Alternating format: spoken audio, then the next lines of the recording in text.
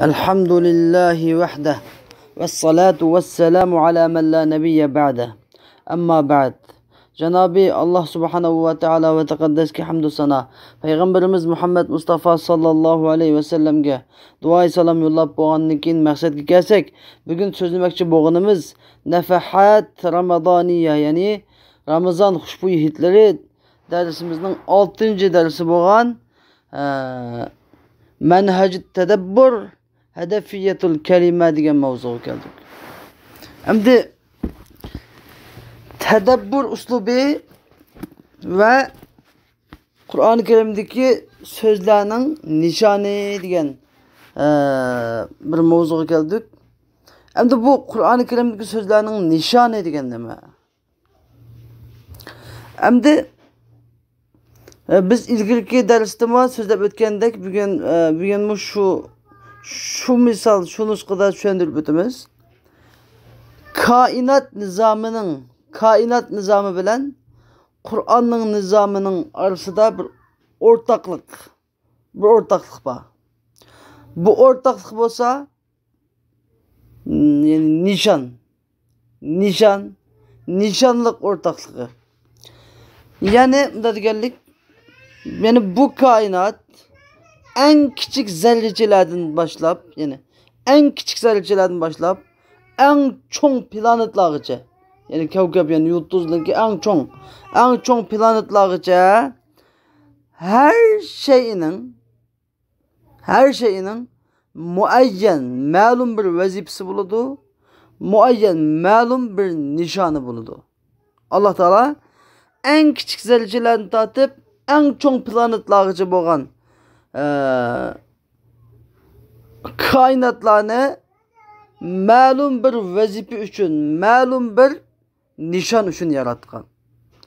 Kainatta hiç kandak bir nerse ziyade emas. Kainatta hiç kandak bir nerse bekarga yaratılıp kalmagan. Kainatta hiç kandak bir nerse hiç kandak paydası yok yaratılıp kalmagan. Her nersenin biz bileleyli ya ki bilenmeyli onun öz aldığı bir vazifesi buludu, onun yaratıştığı bir nişan, maksat buludu. Xuddi şunun oxşaş. Kur'an-ı Kerim'de bu hiç kandak bir ziyade cümle ya ki ziyade söz ya ki ziyade harf yok. Hiç kandak bir ziyade söz yok Kur'an-ı Kerim'de bu. Kur'an-ı Kerim'deki her kandak bir cümle, söz, harflerinin üzü güçlük malum vazifesi buludu, malum nişanı buludu. Bu sözden malum murat maksat nişanlangan buludu. Biz şu sözümüzü yürütüş için Kur'an-ı Kerim'den iki tane misalını beyan eteyli. Birinci misal Allah Teala biz bu misalını ilgili ayetini misal kılıp kelgen. Biz yani bu ayetini bugünkü bu misal kılıp kelimiz, lekin tutulgan delilimiz ayetindeki sözlerde fark var. Allah Teala Zekeriya Aleyhisselam'a Yahya Aleyhisselam bilen bişaret verip boğandan keyin dedi ki: "Kâle Rabbi enna yekûnu li gulâm ve kad belaganiyel kibar ve imraati âkir. Kâle kezâlike Allahu yef'alu mâ yeşâ."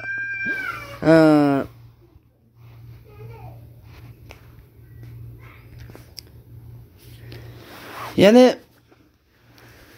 Allah Teala dedi ki Zekeriya Aleyhisselam mundak dedi. Perverdigarım, menin kandak mı oğlum bolsun? Kandak mı oğlum bula? Man Allah kaçan çoğlak yetip kalan tutsa, yani men yaşınıp kalan tutsam ve menin ayalim tuğmaz tutsa dedi. O ferişte dedi ki kezalike Allahu yef'alu ma yeşâ. Yani şunundaki Allah Teala halıgını kılıdı o dedi. Hoş, endi bir yerdeki bizdeki bugün almak olan misalimizdeki delilimiz bolsa Allah Teala'nın kezalike degan sözü. Biz ilgili dersimizde yef'alu ma yeşâ degan, yef'alu degan sözünü misal kılıp şunu delil kılgan edik. Bugünkü dersimizde kezalike degan sözünü misal kılımız. Endi Allah Teala'nın şu kezalike degan so'zi buningda nima maqsad, nima nishon qilingan? Bu kezalike degan ziyoda so'zmi?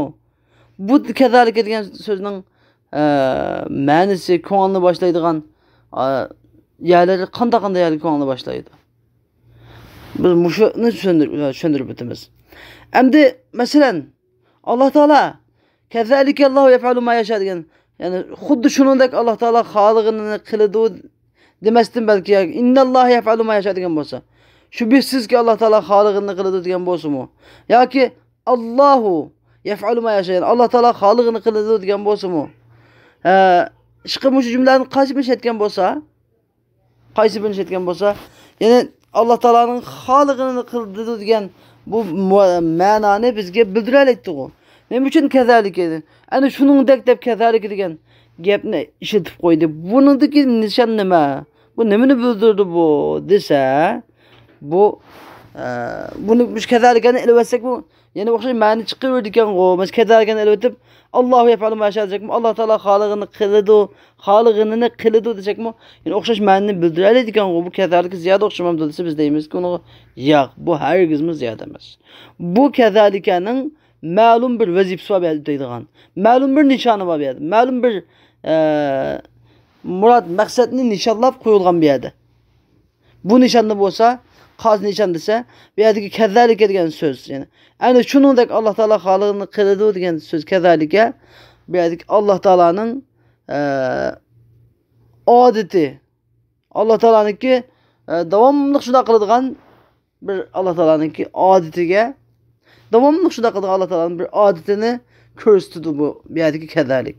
Yana bu xuddi qanday degandek bo'ladi, xuddi Zakariya alayhisalom bu yerda Alloh taolo men sana bir o'g'il ato qilaman degan vaqtida Zakariya alayhisalom ikki dona to'sqinlik o'g'il farzand ko'rishga to'sqinlik qiladigan ikki dona to'salg'i bor turib, ya'ni Zakariya alayhisalomning yoshining cho'ngligi va ayolining tug'masligidan iborat.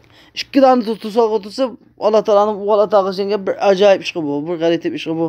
Qanday bo'lar? To'g'ri deb hayron qolgan vaqtida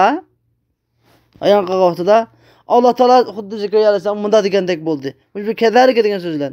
Ya'ni bu farzand ato qilish Alloh taoloning qudratiga solishtirganda hargizmi hayron qoluvchilik va ish emas.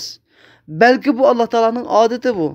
Alloh subhanahu va taolo taolasining davomli qilib turgan, o'zining maxluqotlarining ichida ko'rsatib turgan, qilib turgan odati. Alloh taoloning tunji qatim qilgan emas bu. Bu Alloh taolo odatlab ketildik. Alloh taolo davomli qayndaq odatdan tashqari ishni qilib turdi Alloh taolo davomli. Chunki bunga hayron qolmang degan mushu bir ma'noni bildirish uchun kezalika degan gapni ishlatib qo'ydim yerda. Ya'ni shu ana xuddi shuningdek degan.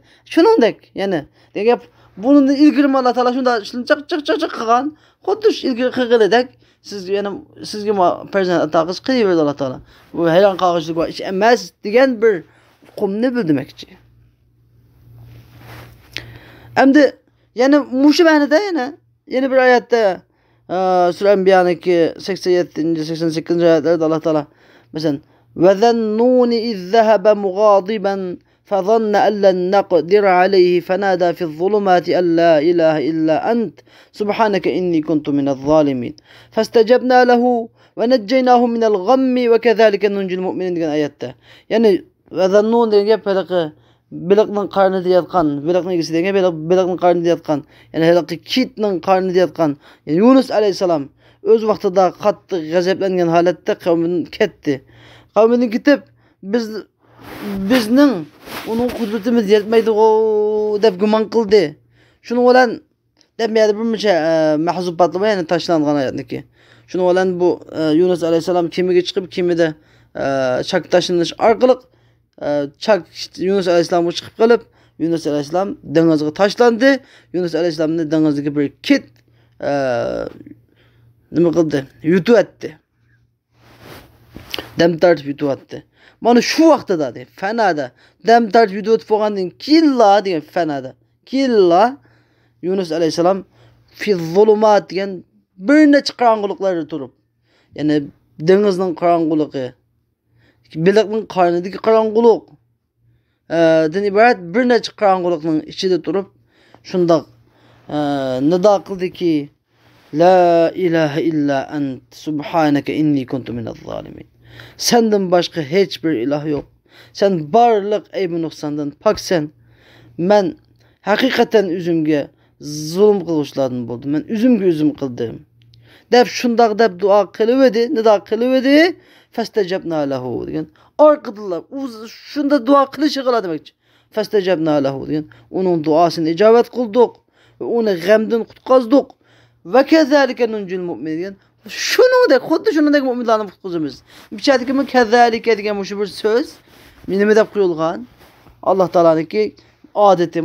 Devamlı Allah Teala bendisi kattık beşik künçüp Allah Teala'ga hakiki ihlaslan dua kılgan vaxtıda bendisini kutkuzuş degen Allah Teala'nın ezelden tatip epkegen adeti huyu Allah Teala'nın huyu. Emdi Yunus Aleyhisselam'ın şu huyu bu kutkaz deyip yeni işemez. Müminli bu hakiki Allah Teala ihlas ile dua kılsa xuddi şunu da kutkuzuyu verdi Allah Teala. Devamlı kılıverdi adeti Allah Teala'nın degen. Bu bir kezalik degen bir harp. Bir harp. Şimdi bu konuda da kaf bilen zalik iki harp buldu. Birisi esma şahit, birisi kaf harfi. Bu iki harp bir olaplam. Nemini bu durumda kattı meanini köstüdü. Şu Kur'an-ı Kerim'de cümleği ziyade emez. Kur'an-ı Kerim'deki başka isim, fiilliği harf ziyade emez, hatta harf mi ziyade emez. Bir tane harf mi ziyade emez demek için. Yani biz imkanı söylemek için ikinci misalimiz bu olsa.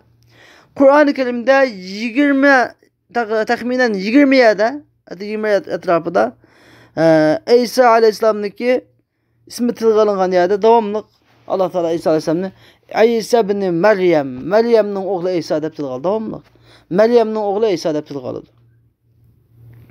Yani İz kâle İsa bin Meryem de mesela ve Meryem